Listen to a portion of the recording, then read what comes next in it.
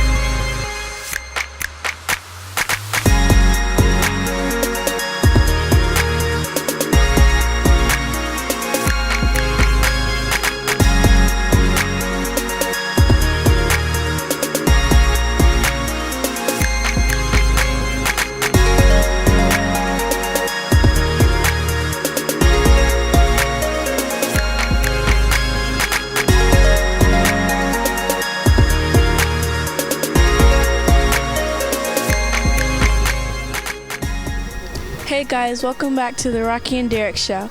Today we are at the North Carolina Aviation Museum and Hall of Fame. Today we are here with Kirk Adams. What do you do here at the museum? Well, I'm the IT administrator, volunteer that is. This is a whole volunteer operation. Ever since '96, it's been ran by volunteers. I do the Facebook page, which I guess is what got y'all's attention, and our website. And I also do the cameras and anything that is computer related in the museum. I'm not a historian per se, but I do like to try. I'm learning so we don't repeat history. You know, hoping that we can help everybody learn so we don't repeat history. what is your oldest plane? Our oldest airplane, what would you say the oldest airplane, Keith? What would be our oldest airplane in here? I would have probably, the flip fire. Okay, so we have an airplane that was flown by Orville Wright, the inventor of airplanes. Well, not inventor so per se, but he did. Him and his brother were from Ohio, and they came to Kitty Hawk, North Carolina to test the first airplane to ever make a recordable flight. Orville and Wilbur Wright, and actually Orville flew that flip fire. You can't see it from this angle, but he flew one of our oldest airplanes. It's called a flip fire. There was 49 flip fires made. They were made by the Piper Company to help raise funds for the Royal Air Force Benevolence Fund. And the Royal Air Force was our allies in World War II, and to help them to raise money, the Piper Corporation built 49 of those, because there were 49 states at the time. The 49th was a prototype, but this plane number 1 was the North Carolina flip fire right there that we have here in the museum. And that's the one that Orville flew to help raise publicity. So that, I'd have to say, that's our oldest airplane in the museum. And I highly recommend that you guys come out and see this airplane, because it is a large part of history, and we think it might be even one of the last couple airplanes that Orville flew.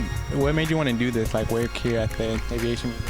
Well, my grandfather was a pilot, my dad was a pilot, and I'm a pilot. And I just thought this was a really good cause. It was, we're trying to educate people now to become pilots, because there's a massive shortage of pilots right now. All of the pilots that we have that fly our passenger jets today, are usually those people came from the military.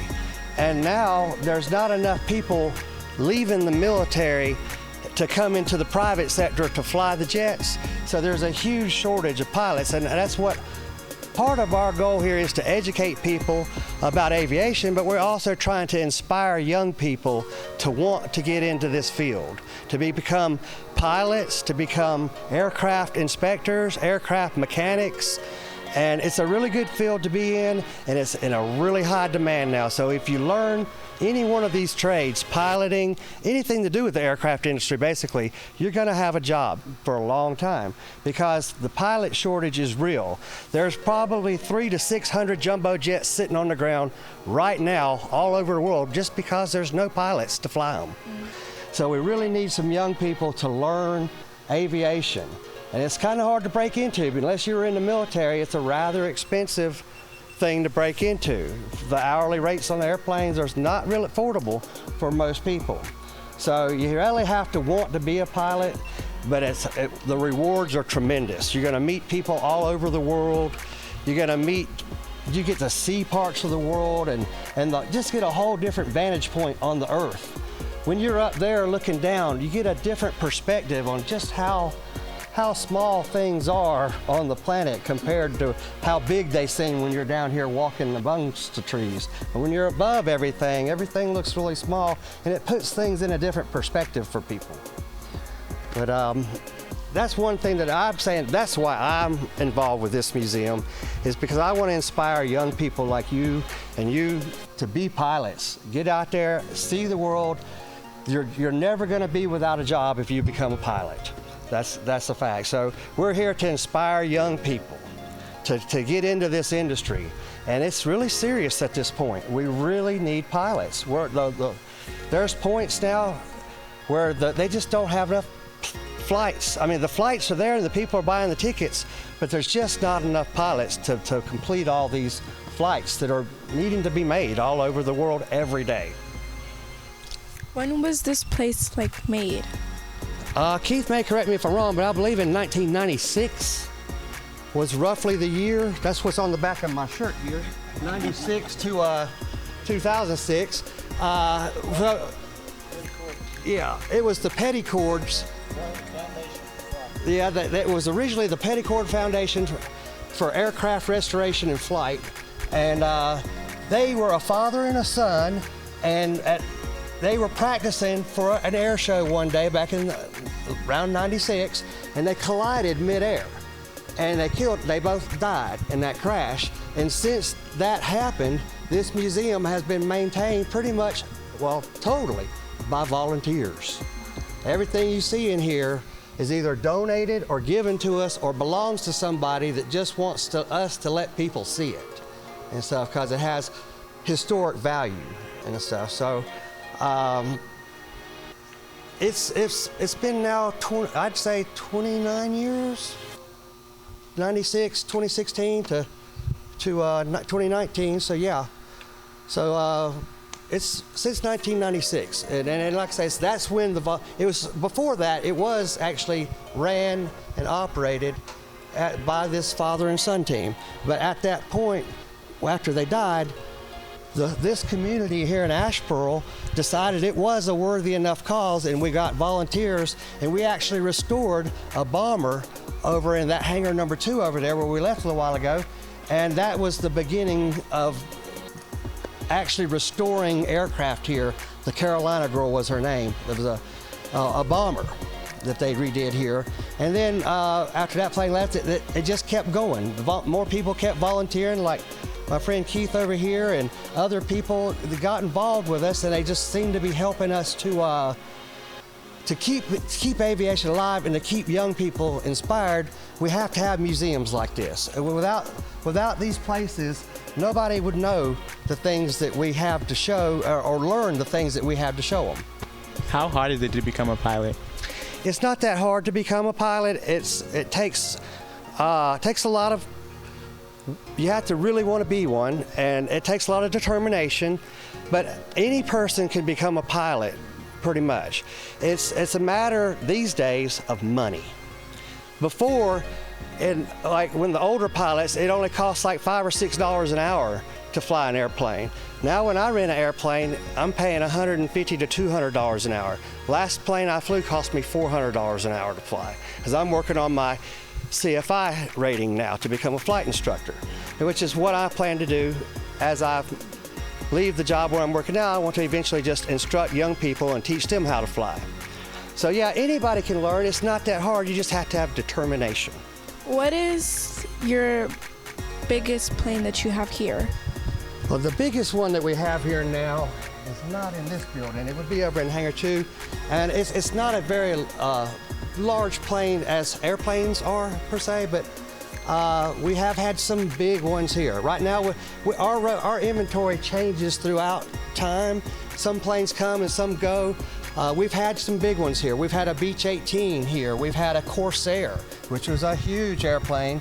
That was like from the movie Baa Black Sheep, or the television series. I don't know if y'all ever remember that. That was way before y'all's time, but maybe your parents would remember that series, the Baa Black Sheep and stuff. That was a Corsair. It was one of the biggest airplanes I've seen in this building. But planes are not so much judged by their size as their ability and stuff. So a lot of them have special abilities and stuff. So we like to think that we have a pretty good selection here of all different types of aircraft. And mainly what we're showing here today is what we call general aviation airplanes. And we don't really have very many warbirds in here anymore per se. They're traveling and on tours and stuff, but right now most of our airplanes are the smaller ones, the kinds that you and I can fly. Everything in here you and I can take out and fly just about. And do any of the planes still work in this museum? Yes, sir. In this hangar, this is Hangar 1 that we're standing in. Most of these airplanes are static, what we call a static display, but some of them could be actually what we call annualed and have their service done to them, and they could be cranked and flown. All of them over there in Hangar 2, just about the majority of them rather, over there, they all fly. And those belong to people, and they fly them and bring them back so we can show them to people. In this hangar, though, most of them are static displays, but they could be fixed and flown again.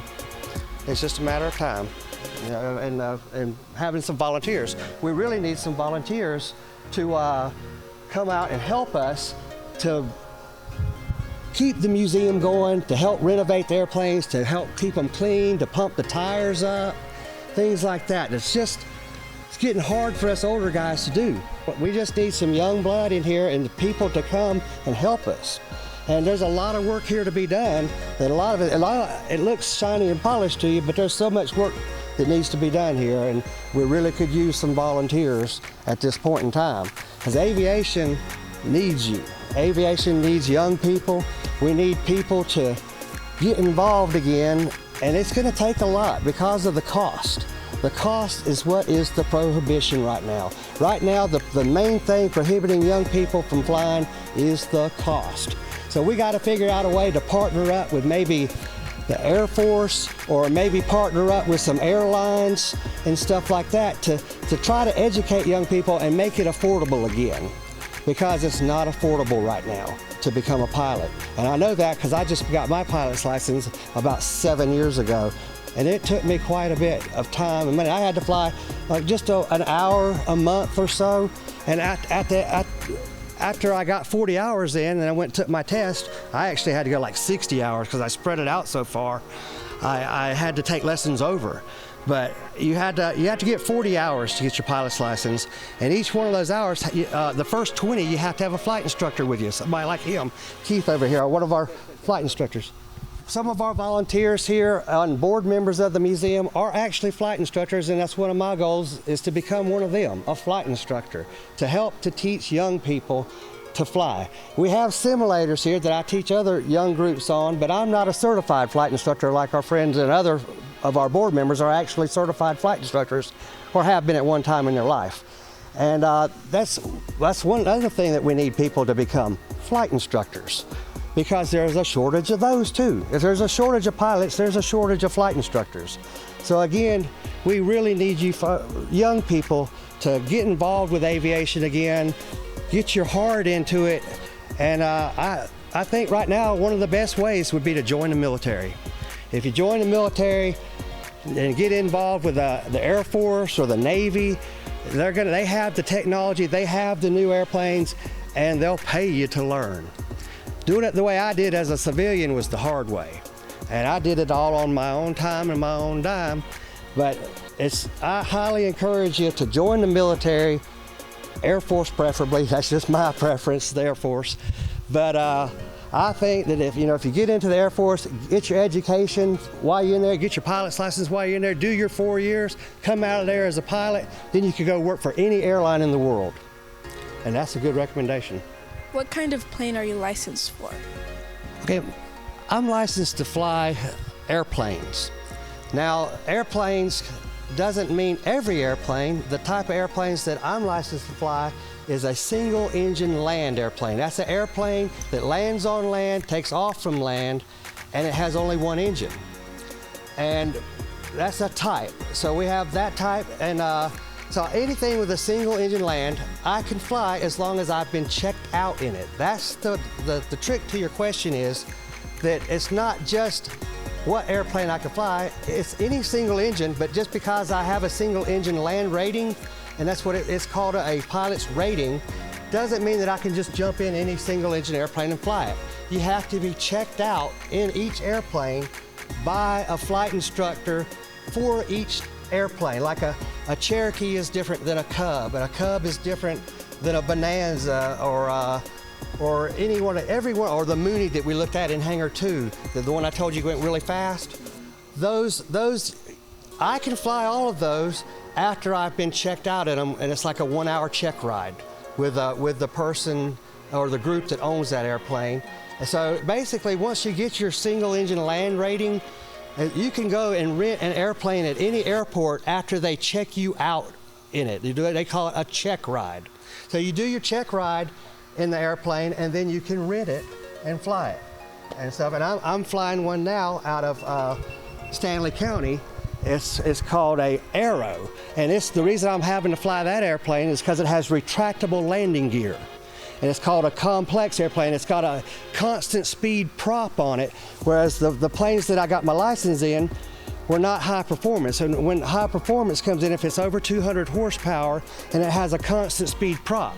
And what I mean by constant speed prop is that the propeller, you can set the pitch of the blades so that it'll maintain the speed of the airplane no matter what you do to the throttle or the other parts. It'll basically, and I see Keith over here shaking his head, saying not necessarily describing it correctly, but it maintains the RPM of the plane, and so no matter what you do to the other configuration, that RPM will stay the same on the airplane, which in turn will hold your speed roughly the same if your attitude is the same in the airplane and stuff. So I have a lot to learn too. As a pilot, that's one thing you got to remember: you never stop learning.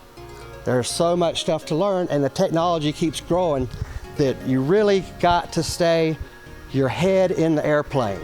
And that's a term we use in this field, is keep your head in the airplane. And the more you can keep your head inside the airplane, the more you will learn and keep advancing your career as a pilot. How can people get in contact with you?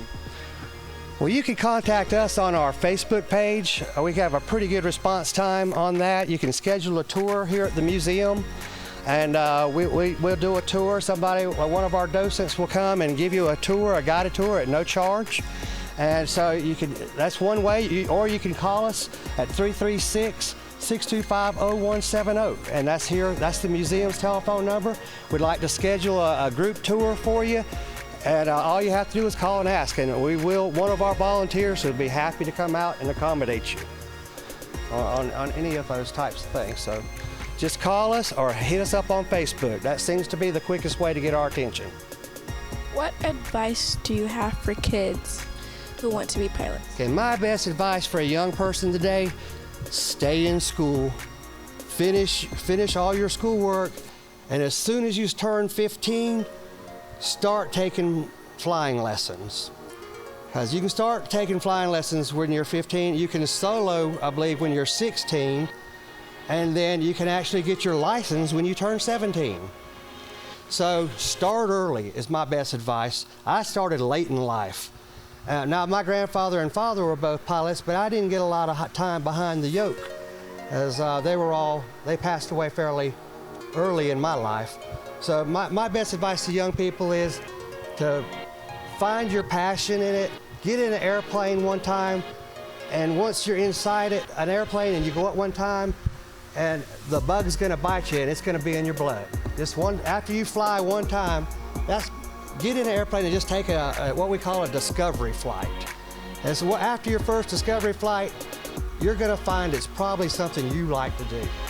And that's probably my best advice. Come to your local airport, wherever you live, and take a discovery flight. They have little planes that they have pilots that are just standing by waiting to take you up and let you experience the world of aviation. So that would be the best way. But the first and foremost is finish school, and then possibly the second best advice would be join the military. Because of the cost prohibitions of the civilian cost, I would have to say join the military, get your pilot's license and your ratings there, because they'll pay for it. And then after you get out of the military, then you go to work again. Like I said before, any airline in the world would take you if you're a military pilot, pretty much. 1,500 hours in a military plane, and you're flying jumbo jets. Well, thank you for the interview. You're welcome. It was my pleasure. Thank you all for coming out to the North Carolina Aviation Museum. Thank you for watching. Be sure to subscribe, comment, and give a like. Comment your favorite type of airplane. See you next time. Until next time. Bye.